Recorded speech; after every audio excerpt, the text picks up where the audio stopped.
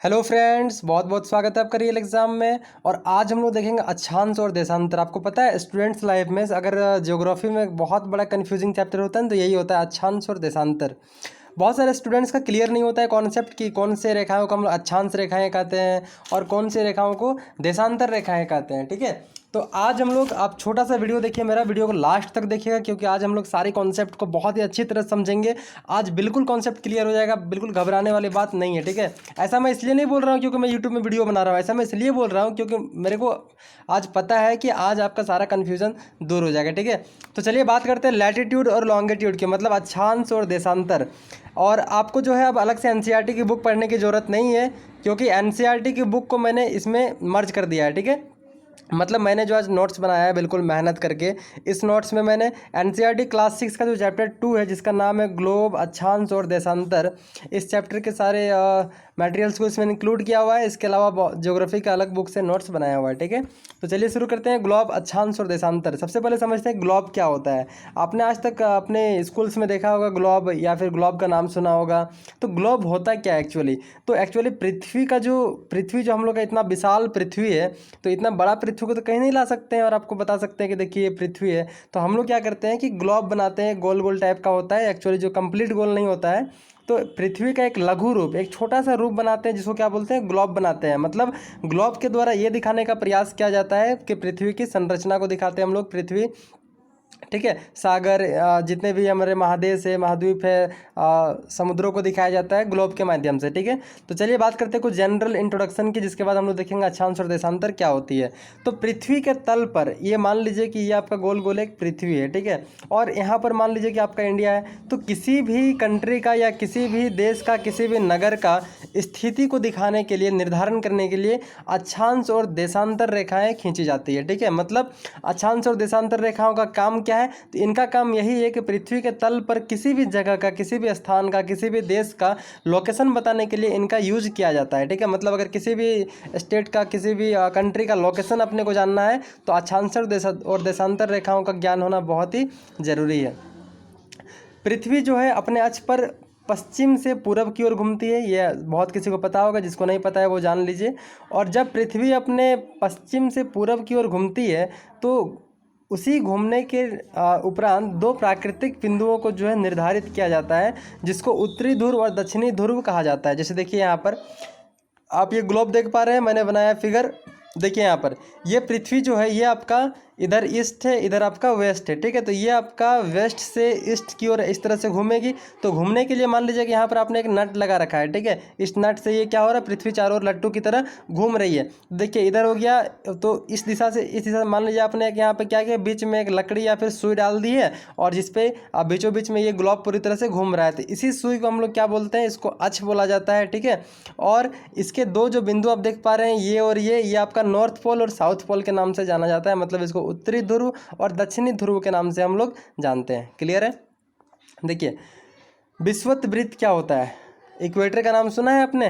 तो पृथ्वी के बीचों बीच गुजरने वाली एक काल्पनिक रेखा है, जिसको हम लोग विषुवत रेखा कहते हैं, और इसको भूमध्य रेखा के नाम से भी जाना जाता है। ठीक है, मतलब भूमध्य रेखा, इक्वेटर, विषुवत रेखा, ये तीनों का तीनों नाम एक ही रेखा का है। ठीक है, और विषुवत रेखा पृथ्वी को दो बराबर भागों में बांट देती है। जैसे कि आप यहाँ पे फिगर पे देख सकते हैं कि ये गोल गोल आपका एक पृथ्वी दिख रहा है। इस पृथ्वी में देखिए आपका बीचों बीच में 0 डिग्री पर एक रेखा खींची गई, जिसका नाम क्या रखा गया, जिसका नाम रखा गया है विषुवत रेखा। मतलब इसको हम लोग क्या बोलते हैं, इसको हम लोग बोलते हैं इक्वेटर। 1 सेकेंड। ठीक है, तो आपको विषुवत वृत्त समझ में आ गया होगा। पृथ्वी के बीचों बीच की ये काल्पनिक रेखा है, जिसको विषुवत वृत्त कहते हैं, और ये 0 डिग्री अंश पर होता है। ठीक है, देखिए हम समझते हैं अक्षांश रेखाएं क्या होती है। तो अक्षांश रेखाएं, अब बिल्कुल घबराने वाली बात नहीं है, बहुत ही आसान सा कॉन्सेप्ट है अक्षांश रेखाओं का। विषुवत वृत्त से, विषुवत जो रेखा होती है, इससे ध्रुव की ओर, देखिए ये विषुवत रेखा है, और पृथ्वी में देखिए यहाँ पर आपको एक पॉइंट दिख रहा है, यहाँ पर आपको एक पॉइंट दिख रहा है। तो इन दोनों पॉइंट्स को क्या बोलते हैं, एक को नॉर्थ पोल बोलते हैं, एक को साउथ पोल बोलते हैं। ठीक है, तो विषुवत पोल की ओर जाएंगे तो इसमें सभी जो समांतर वृत्त दिख रहा है आपको, जिस तरह का रेखाएं आपको दिख रही है, इन सारी रेखाओं को क्या कहते हैं, इनको अक्षांश कहा जाता है। ठीक है, और इसका मापन कैसे करते हैं, इसका मापन अंश से किया जाता है। मतलब ये 0 डिग्री अंश किसका होता है, ये विषुवत रेखा का होता है। और विषुवत रेखा से लेकर के उत्तरी ध्रुव नॉर्थ पोल तक कितना होता है, तो ये 90 अंश का होता है, नीचे 90 अंश का होता है। इस तरह से टोटल कितना हो गया, 180 हो गया, इधर भी 180 हो जाएगा। आपको पता होगा किसी वृत्त का टोटल एंगल जो होता है वो कितना होता है, वो 360 डिग्री का होता है। क्लियर है, तो आप यहाँ तक समझ पाए हैं। विषुवत रेखा जिसको भूमध्य रेखा, जिसको इक्वेटर कहा जाता है, ये 0 डिग्री पर होता है। और यहाँ से लेकर के 90 डिग्री उत्तरी अक्षांश तक, ये उत्तरी अक्षांश हो गया, ये आपका दक्षिणी अक्षांश हो गया। ठीक है, दक्षिणी ध्रुव, उत्तरी ध्रुव इसको बोलते हैं हम लोग। तो इस तरफ जितने भी हमारे वृत्त बनेंगे समांतर, इन सबको क्या बोलेंगे, इन सबको बोलेंगे अक्षांश रेखाएँ। ठीक है, दोनों साइड। आगे बढ़ते हैं। विषुवत वृत्त के उत्तर के सभी अक्षांश रेखाओं को उत्तरी अक्षांश रेखाएं कहते हैं। देखिए ये आपका विषुवत वृत्त है और यहाँ से हम लोग का उत्तर ऊपर होगा, तो विषुवत वृत्त से ऊपर की ओर जितनी भी अक्षांश रेखाएं खींची जाएगी, सभी अक्षांश रेखाओं को क्या बोलेंगे, उत्तरी अक्षांश रेखाएं बोलेंगे। और दक्षिण की ओर जो नीचे की ओर खींची जाएगी, इसको हम लोग दक्षिणी अक्षांश रेखाएं बोलेंगे। क्लियर है, तो अक्षांश रेखाएं क्या होता है, तो अक्षांश रेखाएं क्या होता है, देखिए विषुवत वृत्त से दोनों ध्रुवों की ओर, मतलब नॉर्थ पोल साउथ पोल किधर भी ध्रुवों की ओर अगर समांतर वृत्त खींचेंगे हम लोग, तो इनको हम लोग अक्षांश रेखाएं कहते हैं। क्लियर है, दक्षिणी अक्षांश रेखाएं, उत्तरी अक्षांश रेखाएं आप समझ गए। आगे बढ़ते हैं हम लोग, और आगे देखिए 1 डिग्री अक्षांशीय दूरी का जो आपका डिस्टेंस होता है वो कितना होता है, 111 किलोमीटर के लगभग होता है। ठीक है, मतलब किसी भी अक्षांश रेखाओं के बीच में 1 डिग्री के बीच का जो डिस्टेंस होगा, मान लीजिए कि ये एक वृत्त है और यहाँ पे ये अक्षांश रेखाएं हैं। ठीक है, दो अक्षांश रेखाओं के बीच में अगर 1 डिग्री का अगर फर्क हो रहा है, तो ये कितना होगा, लगभग 111 किलोमीटर के अप्रॉक्स होगा। विषुवत रेखा से ध्रुव अक्षांश रेखाओं का आकार क्या होता है, बढ़ता जाता है, सॉरी घटता जाता है। विषुवत रेखा से अगर हम लोग ध्रुव की ओर जाएंगे तो अक्षांश रेखाओं का आकार क्या होगा, घटेगा कि बढ़ेगा, तो आकार नीचे दिखा रहा है, मतलब ये घटेगा, डाउन जाएगा। ठीक है, देखिए मैं आपको फिगर के द्वारा बताता हूँ। ये अपना ग्लोब है, ठीक है, और ये आपका 0 डिग्री पे क्या है, ये आपका विषुवत रेखा है, और ऊपर हम लोग का क्या है, नॉर्थ पोल है, और एक सेकेंड, ऊपर हम लोग का नॉर्थ पोल हो जाएगा और नीचे हम लोग का साउथ पोल हो जाएगा। ठीक है, तो अगर हम लोग विषुवत रेखा से ध्रुव की ओर जाएंगे, मतलब ऊपर की ओर जाएंगे या नीचे की ओर, तो जो हमारी अक्षांश रेखाओं का आकार होगा, आप देख पा रहे हैं धीरे धीरे घटती जा रही है ना, छोटा हो जाता है जितना ऊपर जाएंगे, और इस तरह से नीचे भी जाएंगे तो छोटा होगा। मतलब कंक्लूजन सिंपल सा है कि विषुवत रेखा से ध्रुव की ओर जाने पर अक्षांश रेखाओं का आकार घटता है। क्लियर है, दो अक्षांश रेखाओं के बीच की दूरी क्या होती है, इसको हम लोग कटिबंध कहते हैं या फिर इसको जोन कहा जाता है। दो अक्षांश रेखाओं के बीच की जो दूरी होती है, इनको क्या कहते हैं, इनको हम लोग कटिबंध के नाम से जानते हैं, इनको कटिबंध कहा जाता है। क्लियर है, आगे बढ़ते हैं। अब इसके बाद जो महत्वपूर्ण क्वेश्चन आपके सामने आता है या कॉन्सेप्ट आता है, वो क्या होता है, वो होता है महत्वपूर्ण अक्षांश रेखाएं। मतलब कुछ ऐसी अक्षांश रेखाएं हैं जिनको जानना बहुत ही इंपॉर्टेंट है, जैसे कि विषुवत रेखा, ठीक है, कर्क रेखा, मकर रेखा, ये बहुत ही इंपॉर्टेंट है। और आज जान लीजिए कि आप ये क्या क्या होती है और इनमें क्या क्या कॉन्सेप्ट होता है। तो विषुवत रेखा को आधार मानकर मापी गई कोणीय दूरी को अक्षांश रेखा कहते हैं। मैंने आपको बताया अक्षांश रेखा क्या होता है, अक्षांश रेखा क्या होता है, तो विषुवत रेखा को आधार मान करके अगर हम लोग मापते हैं दूरी को, कोणीय दूरी को, तो उसको हम लोग अक्षांश रेखा कहते हैं। ठीक है, और अक्षांश रेखाएं जो खींची जाती है ना, वो आपका पूरब से पश्चिम की ओर खींची जाती है, ईस्ट टू वेस्ट खींची जाती है। हम लोग जो महत्वपूर्ण अक्षांश रेखाओं के बारे में पढ़ने वाले हैं, इसमें आपका विषुवत रेखा क्या होता है, उत्तरी ध्रुव क्या होता है, दक्षिणी ध्रुव क्या होता है, कर्क रेखा क्या है, मकर रेखा क्या है, उत्तरी ध्रुव वृत्त क्या होता है, दक्षिणी ध्रुव वृत्त क्या होता है, ये सारे कॉन्सेप्ट क्लियर कर लीजिए। देखिए, तो इस मैप को आप थोड़ा सा ध्यान से देखिए, इसमें हम लोग का बहुत सारा कॉन्सेप्ट क्लियर होने वाला है। देखिए, ये विषुवत रेखा है 0 डिग्री पर, और ये जैसे हम लोग 0 डिग्री से ऊपर जाएंगे 23.5 डिग्री किधर, उत्तर की ओर। ऊपर क्या होता है, नॉर्थ होता है ना, आपको डायरेक्शन पता है, तो नॉर्थ की ओर जाएंगे हम लोग ऊपर की ओर 23.5 डिग्री, तो ये हम लोग का क्या कहलाएगा, कर्क रेखा कहलाएगा। और 23.5 डिग्री अगर नीचे जाएंगे हम लोग, तो ये क्या होगा, ये हम लोग का मकर रेखा होगा। क्लियर है, मतलब विषुवत रेखा से 23.5 डिग्री अगर हम लोग उत्तरी ध्रुव की ओर जाएंगे तो उसको कर्क रेखा बोलते हैं, और विषुवत रेखा से 23.5 डिग्री दक्षिणी ध्रुव की ओर मकर रेखा होता है। क्लियर हो गया होगा, उम्मीद है। आगे बढ़ते हैं, एक एक करके हम लोग सारी इंपॉर्टेंट रेखाओं के बारे में पढ़ते हैं। चलिए, सबसे पहले विषुवत रेखा क्या होता है, तो पृथ्वी की सतह पर दोनों ध्रुवों के बीच समान दूरी पर स्थित पृथ्वी के सतह पर दोनों ध्रुव, जो उत्तरी ध्रुव और दक्षिणी ध्रुव होती है, इन दोनों के बीचों बीच, मतलब ये पृथ्वी है, ऊपर में नॉर्थ पोल, नीचे साउथ पोल, दोनों के बीचों बीच में समान दूरी पर स्थित एक काल्पनिक रेखा है। देखिए ये काल्पनिक रेखा हम लोग खींच दिए दोनों के बीचों बीच, जो पृथ्वी को 2 बराबर भागों में बांटती है। मतलब विषुवत रेखा जो होती है पृथ्वी को 2 बराबर भागों में बांटती है। ऊपर वाले को उत्तरी गोलार्ध बोलते हैं और नीचे वाले को दक्षिणी गोलार्ध कहा जाता है। और आपको पता होगा कि हमारा जो भारत है वो आपका उत्तरी गोलार्ध में लाई करता है, ठीक है। और विषुवत रेखा का कितना होता है अंश, तो ये आपका 0 डिग्री अक्षांश रेखा के नाम से भी विषुवत रेखा को जाना जाता है, क्योंकि इसका वैल्यू कितना होता है, 0 डिग्री होता है। क्लियर है, आगे बढ़ते हैं। देखिए नॉर्थ पोल और साउथ पोल के बीच का जो दूरी होगा, या इसमें जितने भी हमारे अक्षांश रेखाएं खींचे जाएंगे, इसमें कितना होगा, तो अनेक समांतर वृत्त हम लोग खींच सकते हैं। देखिए ये एक अपना ग्लोब हो गया, ये अपना विषुवत रेखा हो गया, ऊपर अपना नॉर्थ पोल हो गया, नीचे साउथ पोल हो गया। और विषुवत रेखा से नॉर्थ पोल और साउथ पोल के बीच में हम लोग बहुत सारी, मतलब अनेक समांतर वृत्तों को खींच सकते हैं, मतलब अनेक अक्षांश रेखाओं को खींच सकते हैं। क्लियर है। भूमध्य रेखा में क्या होता है, सूर्य की किरणें पूरे वर्ष लंबवत पड़ती है, मतलब एकदम डायरेक्टली पड़ता है, ठीक है। और इसी कारण होता है कि इक्वेटर पे, मतलब 0 डिग्री पे तापमान बहुत ज़्यादा हाई रहता है। पूरे वर्ष दिन और रात की जो टाइम होती है यहाँ पर लगभग क्या होता है, बराबर होता है। कहाँ पर, इक्वेटर पर। याद रखिएगा, बहुत सारा क्वेश्चंस पूछा गया है। इसके साथ ही जो इक्वेटर होता है, मतलब भूमध्य रेखा, मतलब इसमें यहाँ पे जो गुरुत्वाकर्षण बल का मापन होता है, ये क्या होता है, न्यूनतम होता है। मतलब 0 डिग्री पर इक्वेटर पर जो गुरुत्वाकर्षण बल का मान होगा, ये क्या होगा, सबसे कम कहाँ होगा, इक्वेटर पर होगा। तो अगर आपसे पूछा जाता है कि सबसे ज़्यादा गुरुत्वाकर्षण बल का मान कम कहाँ होता है, न्यूनतम कहाँ पर होता है, आप क्या बोलेंगे, आप बोलेंगे बिल्कुल इक्वेटर पे होता है, ठीक है। आगे बढ़ते हैं, मतलब विषुवत रेखा पर होता है। और इसके साथ अगर हम लोग बात करते हैं गुरुत्वाकर्षण बल का, तो सबसे कम गुरुत्वाकर्षण बल का मान होता है आपका इक्वेटर पर। वहीं अगर ध्रुव की ओर हम लोग बढ़ेंगे तो मैक्सिमम हो जाता है ये, मतलब ध्रुव की ओर जब पहुंच जाएंगे तो इसका मान, गुरुत्वाकर्षण बल का मान ध्रुव पर क्या होगा, मैक्सिमम होगा। मतलब अगर उत्तरी ध्रुव या दक्षिणी ध्रुव पर आप अगर जाते हैं तो गुरुत्वाकर्षण बल का मान वहाँ पर सबसे ज़्यादा मिलेगा। क्लियर है। ये जो विषुवत रेखा होती है, ये एशिया महाद्वीप, अफ्रीका, दक्षिण अमेरिका महाद्वीप से होकर के गुजरती है, ठीक है। इसके अलावा अफ्रीका महाद्वीप में कॉन्गो नदी है, जो भूमध्य रेखा को कितना बार काटती है, 2 बार काटती है। तो ये क्वेश्चन बहुत बार पूछा गया है एग्जाम में कि भूमध्य रेखा को 2 बार काटने वाली कौन सी नदी है, तो वो आपका कॉन्गो नदी है। क्लियर है। इसके अलावा जो विषुवत रेखा मुख्य रूप से विक्टोरिया झील से होकर के गुजरती है। तो ये विषुवत रेखा के बारे में सारा इन्फॉर्मेशन था, इससे बाहर क्वेश्चन आपका कहीं नहीं पूछेगा। अब हम लोग बढ़ेंगे कर्क रेखा की ओर। कर्क रेखा क्या होता है, मैंने आपको बताया था, ये अपना ग्लोब है, ये अपना 0 डिग्री पे विषुवत रेखा होता है। और यहाँ से अगर हम लोग उत्तरी ध्रुव की ओर जाएंगे, कितना, 23.5 डिग्री तक, 23.5, तो ये जो होगा ना, इसको हम लोग क्या बोलेंगे, इसको हम लोग बोलेंगे कर्क रेखा। क्लियर है। उत्तरी गोलार्ध में विषुवत रेखा से 23.5 डिग्री नॉर्थ में स्थित होता है कर्क रेखा। और ये कर्क रेखा एशिया, अफ्रीका और मध्य अमेरिका महादेश को होकर के ये गुजरती है।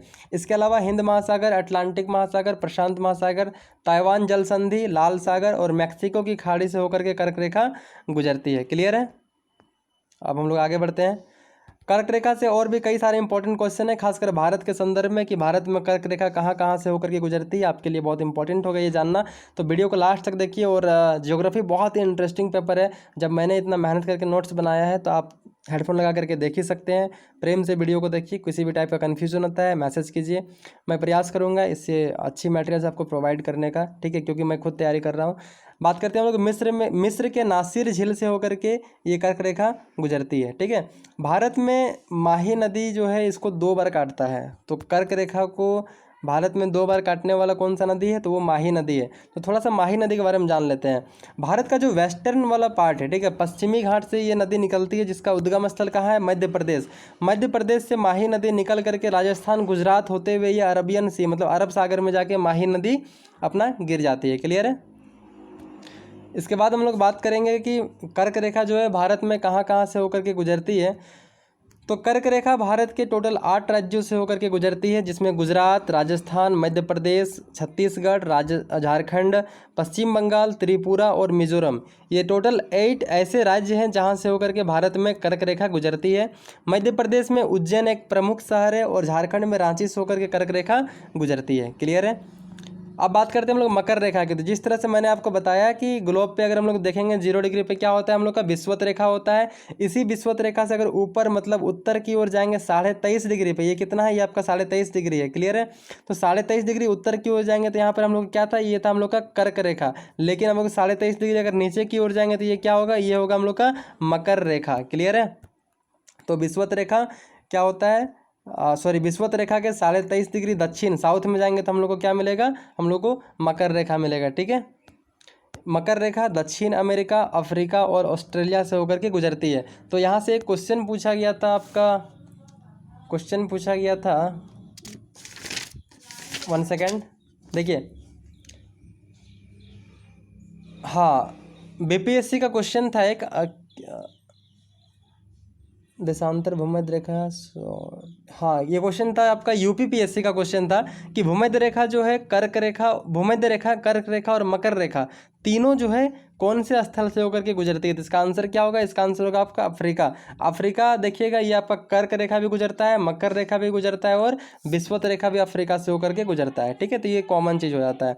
अब पढ़ेंगे हम लोग आकृतिक वृत्त। हम लोग अभी पढ़ रहे हैं कि महत्वपूर्ण अक्षांश रेखाएं, हमने पढ़ा ग्लोब क्या होता है, अक्षांश रेखाएं क्या होती है, अक्षांश और देशांतर रेखाओं का क्या ज़रूरत है, इनको क्यों पढ़ा जाता है, और कौन कौन से महत्वपूर्ण अक्षांश रेखाएं हैं जिसमें हम लोग कर्क रेखा, मकर रेखा, विषुवत रेखा, उत्तरी ध्रुव, दक्षिणी ध्रुव को देख रहे हैं। तो आगे पढ़ते हैं हम लोग। तो आगे पढ़ेंगे हम लोग क्या, उत्तरी ध्रुव वृत्त को अब हम लोग जानेंगे, ठीक है। देखिए 66.5 डिग्री अगर उत्तर की ओर जाएंगे तो वो जो एरिया होगा उसको हम लोग क्या बोलेंगे, आकृतिक वृत्त उसको बोला जाता है, या फिर उसको उत्तरी ध्रुव वृत्त भी कहा जाता है। देखिए ये हम लोगों ने पढ़ लिया, 0 डिग्री इसको पढ़ लिया विषुवत रेखा, 23.5 डिग्री उत्तर को पढ़ लिया कर्क रेखा, 23.5 डिग्री दक्षिण को पढ़ लिया मकर रेखा। इसके बाद यहाँ पर क्या होगा, 66.5 डिग्री जिसको हम लोग क्या बोलते हैं, आकृतिक वृत्त बोला जाता है, या फिर उत्तरी ध्रुव वृत्त बोला जाता है इसको। और नीचे जो होगा 66.5 डिग्री पे इसको दक्षिणी ध्रुव वृत्त भी कहा जाता है, और इसको अंटार्कटिक वृत्त भी कहा जाता है, ठीक है। तो हम लोग पढ़ लेते हैं उत्तरी ध्रुव वृत्त क्या होता है, मतलब 66.5 डिग्री उत्तर में आर्कटिक महासागर, कनाडा, ग्रीनलैंड, रूस, यूएसए, नॉर्वे, स्वीडन, फिनलैंड से होकर के ये आर्कटिक वृत्त गुजरता है। ग्रेट बियर झील जो कनाडा में है, यहाँ से होकर के ये गुजरता है, ठीक है। और सूर्य की जो किरणें होती है ना, ये आपका यहाँ पे तिरछी पड़ती है, दोनों ही उत्तरी ध्रुव वृत्त और दक्षिणी ध्रुव वृत्त में क्या होगा, सूर्य की किरणें तिरछी गिरेगी। देखिए होता क्या है, सो सबसे ज़्यादा अगर गर्मी की बात करेंगे तो इक्वेटर पे होता है 0 डिग्री पे, ठीक है, क्योंकि यहाँ पर सूर्य की जो प्रकाश पड़ती है वो आपका सीधे लंबवत पड़ता है। 23.5 डिग्री उत्तर और 23.5 डिग्री दक्षिण, इन दोनों के बीच में थोड़ा सा उष्ण कटिबंध वाला एरिया रहता है, ठीक है। लेकिन जैसे हम लोग 66.5 डिग्री उत्तरी ध्रुव और 66.5 डिग्री दक्षिणी ध्रुव की ओर चल जाएंगे तो यहाँ और यहाँ जो सूर्य की किरणें पड़ेगी वो आपका तिरछी पड़ेगी, मतलब यहाँ पे बहुत ज़्यादा गर्मी नहीं लगेगा, यहाँ बहुत ही शीतल जलवायु होता है, ठंडा वाला प्रदेश होता है, क्लियर है। तो सूर्य की किरणें यहाँ पर कैसी पड़ती है, तिरछी पड़ती है, कहाँ कहाँ, उत्तरी ध्रुव वृत्त और दक्षिणी ध्रुव वृत्त में। आगे बात करते हैं अंटार्कटिक क्षेत्र। मैंने आपको बताया कि दक्षिणी ध्रुव वृत्त को ही अंटार्कटिक क्षेत्र बोला जाता है, जिसको 66.5 डिग्री दक्षिण में होता है। तो 66 विषुवत रेखा से 66.5 डिग्री दक्षिण वाले भाग को अंटार्कटिक वृत्त कहा जाता है, और ये दक्षिणी ध्रुव वृत्त भी इसको आप बोल सकते हैं। सूर्य की किरण कैसी पड़ती है, यहाँ पे तिरछी पड़ती है, मैंने आपको बताया, जिसके कारण यहाँ बहुत ज़्यादा ठंडा होता है। और अंटार्कटिक एरिया में पूरी तरह से ये बहुत सारा एरिया जो होता है अंटार्कटिक का, ये बर्फ़ से ढका होता है, जिसके कारण इसको सफ़ेद उपमहाद्वीप के नाम से भी जाना जाता है, ठीक है। तो कौन से क्षेत्र को सफ़ेद उपमहाद्वीप के नाम से जाना जाता है, तो ये आपका अंटार्कटिक क्षेत्र होगा। उम्मीद करते हैं कि आपको अक्षांश रेखाओं का सारा कॉन्सेप्ट क्लियर हो गया होगा कि ग्लोब क्या होता है, उत्तरी ध्रुव क्या होता है, दक्षिणी ध्रुव क्या होता है, अक्षांश रेखाएं क्या होती है, महत्वपूर्ण अक्षांश रेखाओं जैसे कि कर्क रेखा, मकर रेखा, विषुवत रेखा, उत्तरी ध्रुव वृत्त, दक्षिणी ध्रुव वृत्त, इस सारे कॉन्सेप्ट को मैंने आपको बताया है, आपका सारा कॉन्सेप्ट क्लियर हो गया होगा। नेक्स्ट वीडियो में हम लोग बात करेंगे देशांतर रेखाओं के बारे में और अंतर्राष्ट्रीय मानक समय क्या होता है। साथ ही हम लोग ये चर्चा करेंगे कि यूपीपीएससी, बीपीएससी और जेपीएससी में कौन कौन से सवाल इस चैप्टर से आए हुए हैं, पढ़ाने का तरीका यही होगा। बने रहिए, धन्यवाद वीडियो को लास्ट तक देखने के लिए, और चैनल को सब्सक्राइब कर लीजिएगा प्लीज़, क्योंकि चैनल थोड़ा सा नया है, सब्सक्राइबर्स कम दिखेगा, घबराने वाली बात नहीं है। Thank you, keep supporting, keep love.